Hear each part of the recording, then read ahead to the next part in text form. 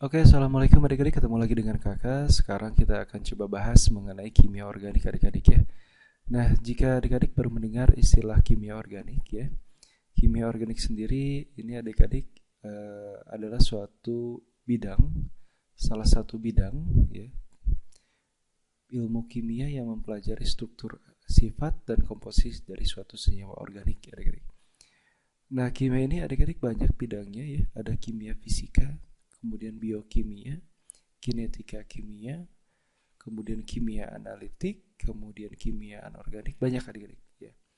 Nah, kimia organik ini adalah salah satu bidangnya yang mengkhususkan diri pada mempelajari struktur, sifat, komposisi suatu senyawa organik adik-adik ya.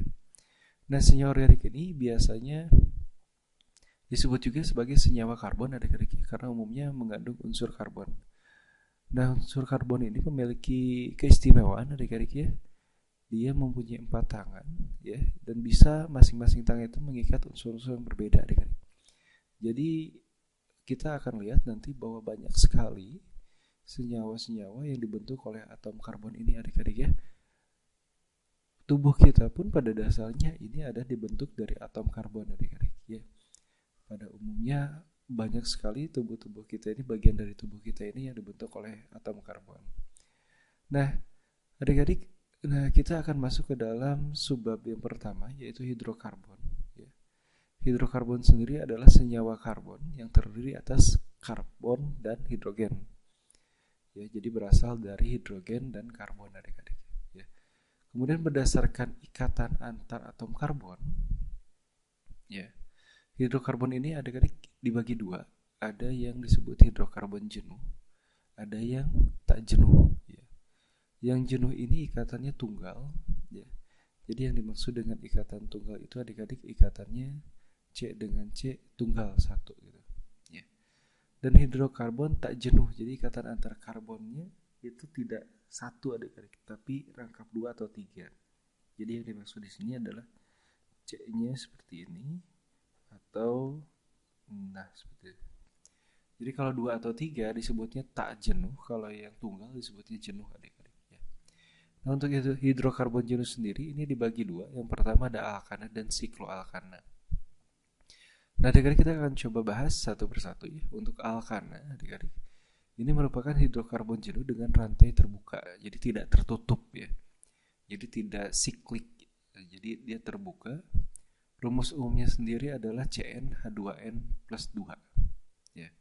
Kemudian semakin bertambah jumlah C, jadi semakin banyak C-nya, maka MR-nya akan bertambah. Akibatnya titik didih dan titik leles semakin meningkat.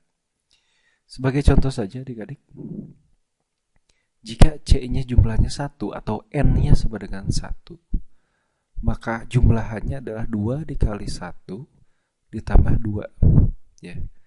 Artinya C1 2 dikali 1 2 ditambah 2 itu 4. Nah, 1 itu jarang dituliskan adik-adik.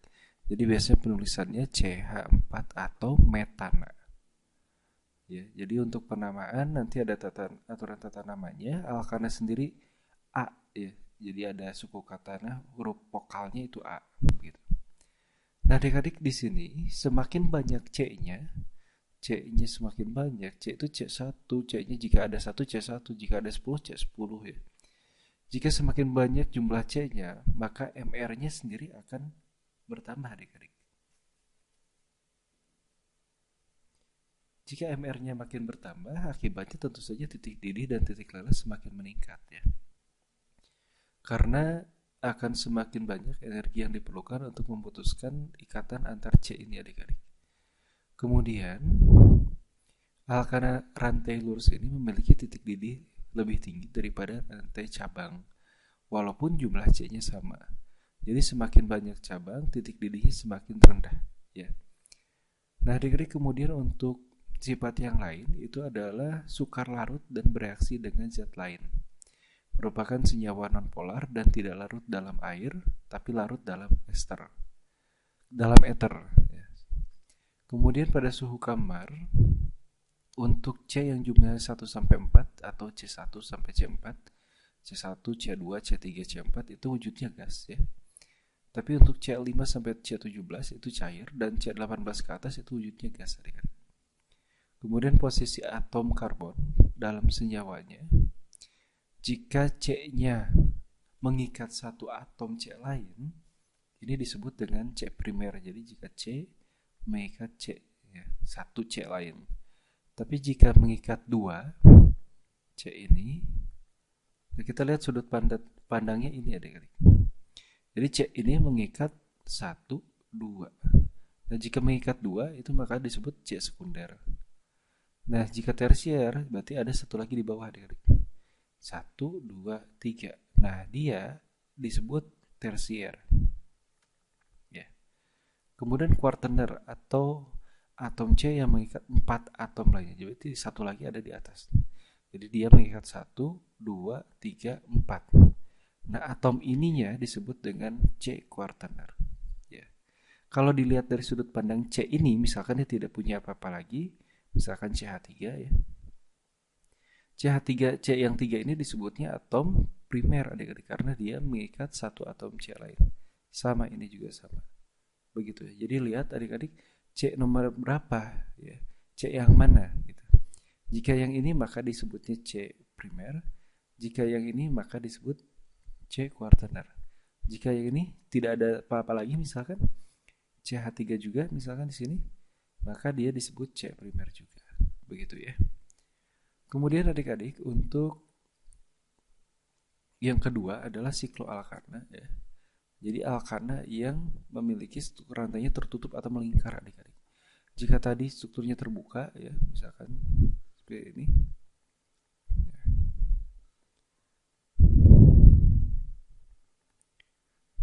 Nah, ini terbuka ya. Tapi kalau sikloalkana itu tertutup adik-adik. Jadi melingkar nanti dia bentuknya. Nah, untuk sikloalkana ini rumus umumnya sendiri adalah CnH2n. Ya. Kemudian selain hidrokarbon jenuh yang tadi ikatannya tunggal, ada hidrokarbon tak jenuh. Nah, salah satu contohnya ada alkena, rantainya terbuka dan memiliki satu ikatan rangkap dua adik-adik. Ya, misalkan CH3, di sini C.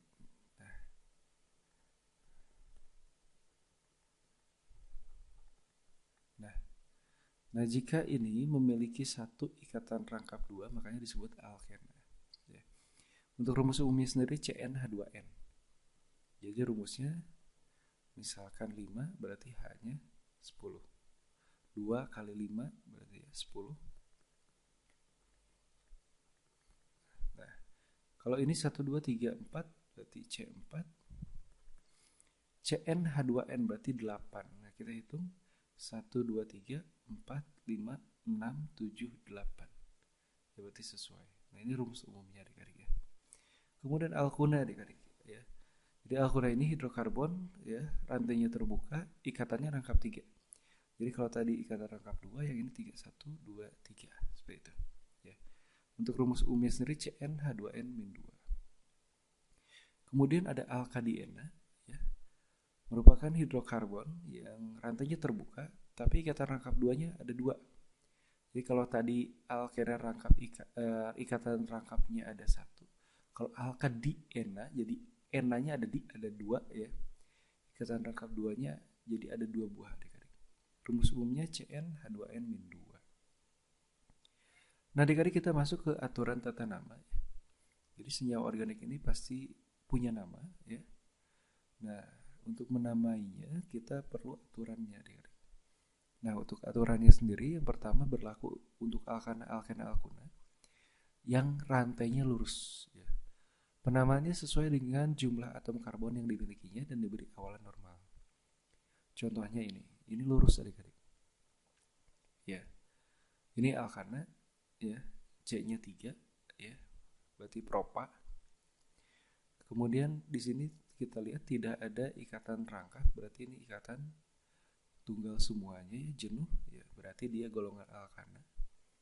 Nah, artinya dia diberi nama sesuai jumlah atom karbon yang dimilikinya dan diberi awalan normal. Jadi N strip propana. Begitu ya. Kemudian jika rantainya bercabang, pertama kita tentukan dulu yang terpanjang adik-adik. Jadi rantai mana ya yang memiliki C paling banyak ya. Kemudian gugus atom yang tidak termasuk rantai disebut cabang dan merupakan gugus alkil. Jadi yang tidak masuk ya ke dalam rantai utama maka disebut cabang dan itu merupakan suatu gugus alkil. Kemudian penomoran atom karbon disesuaikan ya, sehingga cabang atau gugus alkil ini mendapat nomor terkecil. Untuk alkana pilih yang paling dekat dengan rantai rangkap 2 untuk alkena ya. Untuk rangkap 3 untuk alkana. Jadi pilih cabang yang paling dekat dengan ikatan rangkapnya. Ikatan rangkap untuk alkena. Rangkap 2 untuk alkena, rangkap 3 untuk alkuna. Begitu. Jadi pilih untuk cabang dimulai dari yang paling kecil gitu. Kemudian adik-adik untuk dari kiri dan kanan atom C-nya mengikat alkil di nomor yang sama. Gunakan atau utamakan atom C yang mengikat lebih dari satu alkil terlebih dahulu. Ya, kakak ulangi, jika di kiri dan kanan atom C mengikat alkil di nomor yang sama, utamakan C yang mengikat lebih dari satu. Kemudian jika alkilnya tidak sejenis maka namanya ditulis sesuai urutan abjad sedangkan yang sejenis dikumpulkan ya. Jadi dikumpulkan itu dijumlahkan C-nya ada berapa. Kemudian diberi awalan sesuai dengan jumlahnya. Begitu. Di untuk 2 cabang yang sama, tri untuk 3 cabang yang sama dan seterusnya. Nah, adik-adik untuk materinya sudah kakak cukupkan sampai di sini. Kita ketemu lagi di pembahasan berikutnya. See you dan assalamualaikum warahmatullahi wabarakatuh.